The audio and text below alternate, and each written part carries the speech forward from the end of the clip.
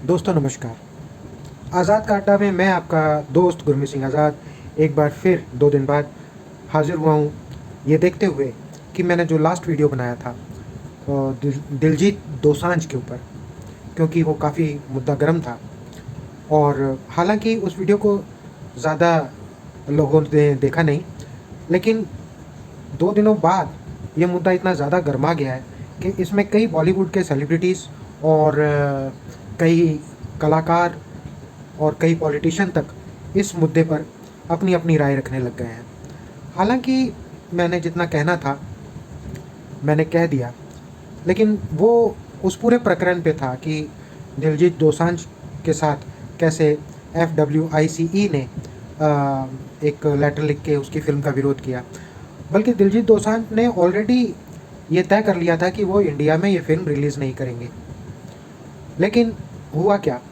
हुआ ये कि दिलजीत दोसांझ का जैसे ही वीडियो आया और उन्होंने ये बोला कि मुझे बॉलीवुड में काम नहीं करना, अगर कोई मेरे साथ नहीं काम करना चाहता तो मुझे कोई महान कलाकार बॉलीवुड का नहीं बनना, मेरे को म्यूज़िक से प्यार है और मैं अपना म्यूज़िक का काम करूँगा, अपनी मर्ज़ी से करूँगा और जैसा चाहूँगा वैसा करूँगा। इतनी खूबसूरत बात कह दी उन्होंने छोटे से टाइम के अंदर। फिर मुझे सोचना पड़ा कि ये इतना एक्सेलरेट हुआ क्यों है मामला। तब मुझे लगा कि एक बिल्कुल स्टेप बाय स्टेप सोची समझी रणनीति या समझ लीजिए षड्यंत्र को करते हुए दिलजीत दोसांझ को डिफेम किया जा रहा है। कोशिश की जा रही है और ये बिल्कुल कोशिश वैसी ही है जैसी कि प्रधानमंत्री मोदी के आने से पहले राहुल गांधी की गई थी। उसको अंग्रेज़ी में कहते हैं कैरेक्टर असैसिनेशन। तो दिलजीत दोसांझ के मामले में इन्होंने ऐसा पंगा ले लिया, लेकिन देखो कुदरत का इंसाफ कि होता क्या है कि कभी कभी वो चाल उल्टी पड़ जाती है और उल्टी ऐसी पड़ती है कि ऐसे लोगों को ना तो भागने का अवसर मिल पाता है, ना मुंह दिखाने का अवसर मिल पाता है, ना जवाब देने का अवसर मिल पाता है। ऐसे में फिर वो बगले झांकने लगते हैं। यही हाल इस समय FWICE और उनके समर्थन में जुटे हुए जितने अंधभक्त या ऐसे मक्कार झूठे गद्दार देशभक्त भौ भौ भौ करके चिल्लाने लगते हैं, भौंकने लगते हैं, क्योंकि उनकी दुम के ऊपर पैर रखा गया होता है।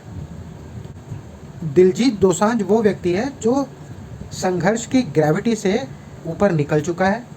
वो ऐसे एक पक्के मुकाम पर पहुंच चुका है जिसे हिलाना अब मुमकिन नहीं है। उन्होंने अपनी बात अपने BBC को दिए इंटरव्यू में साफ साफ कह दी थी कि जब ये सब काम हुआ, पाकिस्तान की एक्ट्रेस को हायर किया गया, तब ऐसा था नहीं पाकिस्तान और भारत के बीच में। और मैं तो मानता हूँ कि आज भी भारत और पाकिस्तान के बीच में ऐसा कुछ नहीं है। ये जो कुछ भी प्रोपेगेंडा बनाया गया है, ये भारत के नेता और कुछ ऐसे गद्दार जो देश में अशांति फैलाना चाहते हैं, जो देश को खुशहाल नहीं देखना चाहते, जो देश की तरक्की को नहीं देखना चाहते, उनमें से एक है अशोक पंडित। बॉलीवुड का कोई डायरेक्टर है टुच्चा सा, और अपने आप को वो आंदोलनकारी बोलता है, विसल ब्लोअर बोलता है।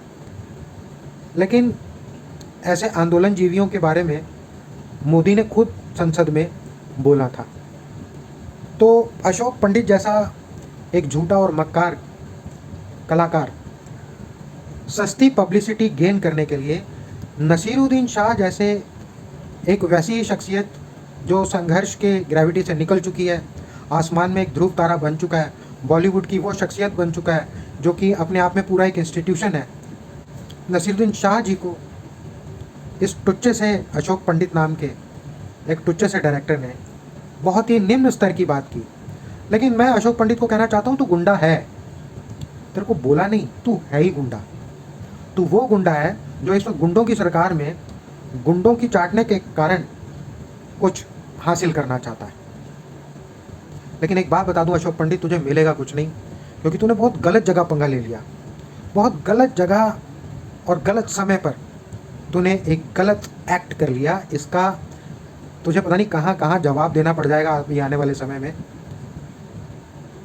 मैं पूछना चाहता हूँ अशोक पंडित कि तेरे अपने घर में कितने लोग हैं जिन्होंने इस देश के लिए शहादत दी है। शहादत का मतलब समझता है? टुच्चे आदमी।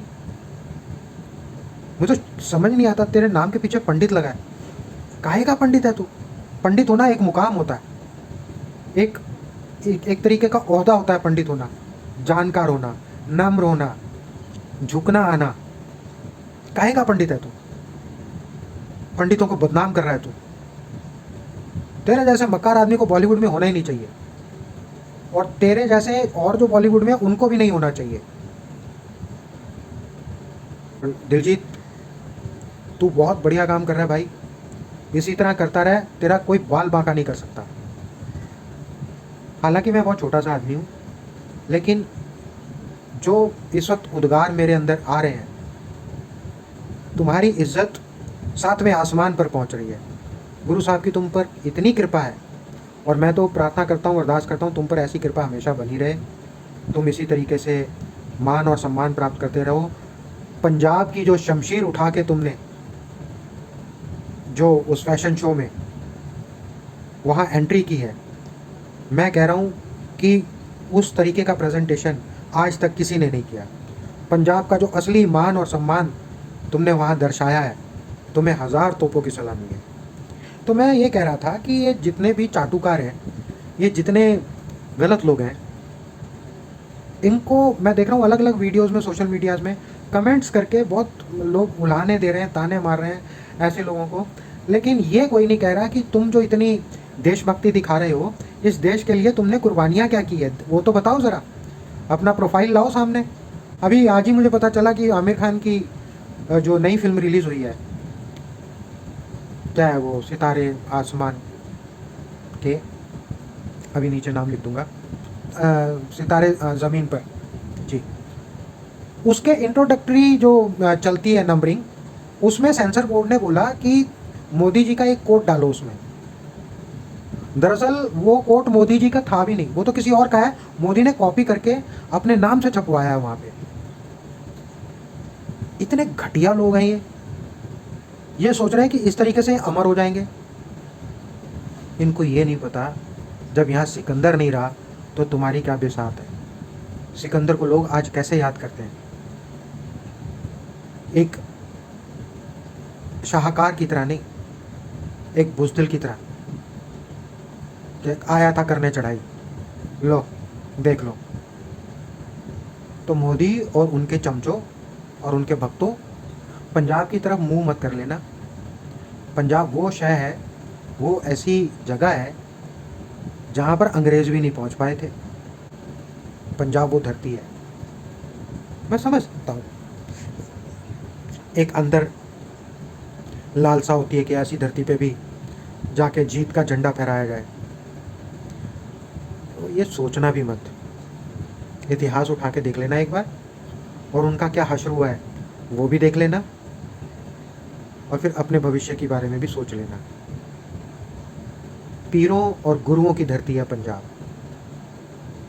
पंजाब वो है जिसने भारत को आज तक भारत रहने दिया। मुझे तो हैरानी होती है कि ये 2% के लोग, इनकी औकात 2% से ज़्यादा नहीं है। इनके हाथ में 15,000 का मोबाइल आ गया, और उसमें मुफ्त का ट्विटर आ गया, मुफ्त का फेसबुक आ गया, मुफ्त का इंस्टाग्राम आ गया, और लगे पेलने अपना ज्ञान, और अपनी जो घटिया मानसिकता है वो वहाँ दिखाने लग गए। अब मैं आता हूँ दिलजीत दोसांझ की, ये जो लेवल दर लेवल इनका करैक्टर असैसिनेशन करने की जो कोशिश की जा रही है, वो इसलिए की जा रही है क्योंकि इनकी एक फिल्म थी पंजाब 95, जो कि पंजाब के उस समय का पर्दाफाश करती थी, जब वहाँ पर युवकों को पुलिस उठा ले जाके अज्ञात जगहों पे गोलियां मार देती थी, बहती नदियों में, नालों में, नहरों में बॉडीज़ फेंक देती थी, और वो बॉडीज़ नहीं मिली। करीबन 40,000 युवकों का ऐसे हत्या हुई, और उस समय की जो गवर्नमेंट थी उसने एक षड्यंत्र करके, जो ये जांच कर रहे थे सज्जन, उनका नाम अभी मैं नीचे लिख दूंगा, उन सज्जन की भी हत्या करवा दी, और जितने रिकॉर्ड्स थे उन सब में से उनका नाम हटवा दिया। जब ये फिल्म बन के सेंसर बोर्ड पे गई, तो सेंसर बोर्ड ने 127 कट लगाए उसमें, प्रेजेंट गवर्नमेंट के प्रेशर में। अब वो जो गवर्नमेंट थी वो इनके ऑपोजिशन वाली गवर्नमेंट थी जिसने उस व्यक्ति को मरवाया, नाम यहाँ पढ़ लो। और ये जो गवर्नमेंट है ये उस वक्त ऑपोजिशन में थी जो अब सत्ता में बैठी हुई है। यानी कि दोनों की दोनों गवर्नमेंट्स ये नहीं चाहती थी कि इंडिया में पंजाब 95 रिलीज़ हो। क्यों? क्योंकि वो रिलीज़ होने के बाद ये जितने पॉलिटिशियन हैं ये सब नंगे हो जाते कि किस कॉन्स्पिरेसी के तहत उन्होंने ऐसा करवाया, क्यों करवाया और उससे उनके क्या जाती फ़ायदे थे। उस फिल्म में उकेर कर रख दिया गया है। तो इनको लगा कि ये फिल्म लोग तो कह रहे हैं कि फिल्म आप लगाओ जी, आप बगैर कट के लगाओ। जब वो प्रेशर आया तो इस समय की गवर्नमेंट और इसके जो चपरकनाती जो अंधभक्त हैं उनको एक व्हाट्सअप मैसेज दे के आदेश दिया गया कि इसको खूब इसको करैक्टर असैसिनेशन करो इसका, दिलजीत दोसांझ का। लेकिन बहुत देर हो चुकी है क्योंकि ये अब तुम्हारे बस की नहीं रही। एक शिकायत और है नसीरुद्दीन शाह जी से। उन्होंने जो ट्वीट किया वो ट्वीट डिलीट नहीं करना चाहिए था। हालांकि उन्होंने किसी का कोट वो डिलीट करके एक नया ट्वीट डाला कि जलती हुई मशाल लेकर भीड़ में बगैर किसी की दाढ़ी जलाए सच्चाई की रोशनी नहीं फैला सकते। बहुत अच्छा मैसेज था, लेकिन उस ट्वीट को भी डिलीट नहीं करना चाहिए था जिसमें आपने ये कहा था कि मैं दिलजीत दोसांझ के साथ मजबूती के साथ खड़ा हूँ। आपकी वो ट्वीट डिलीट होते ही आपकी मजबूती का पता चल गया कि आप इतने मजबूत नहीं हो। नसीरुद्दीन जी, आप एक आइकन हो और बहुत पुराने आइकन हो, और दिलजीत अभी नया बना हुआ आइकन है। आपको उसको अपना आशीर्वाद भी देना चाहिए, शुभकामनाएं भी देनी चाहिए, क्योंकि अब आपको कम से कम इतना तो दिख गया होगा कि हाँ कोई है युवा जो सच की मशाल को लेकर मजबूती के साथ खड़ा हो सकता है। तो मेरा ये जो वीडियो बनाने का मकसद है, हालांकि मैं वीडियो बना चुका हूँ एक, मकसद सिर्फ यही है कि जितने भी लोग इस वक्त दिलजीत दोसांझ का विरोध कर रहे हैं वो पागलों वापस आ जाओ, ये इस फेर में मत पड़ो। बहुत गलत जगह हाथ डाल रहे हो, मधुमक्खी के छत्ते में हाथ डाल रहे हो।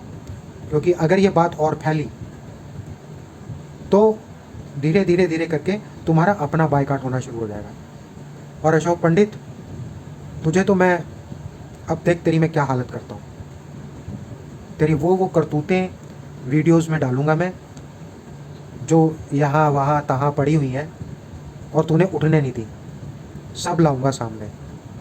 ये मेरी सोशल रिस्पॉन्सिबिलिटी है। और दिलजीत भाई, तेरे परिवार को सदके, तेरे दोस्तों यारों को सदके क्या मुकाम हासिल किया है, तो जीता रहे मेरा भाई।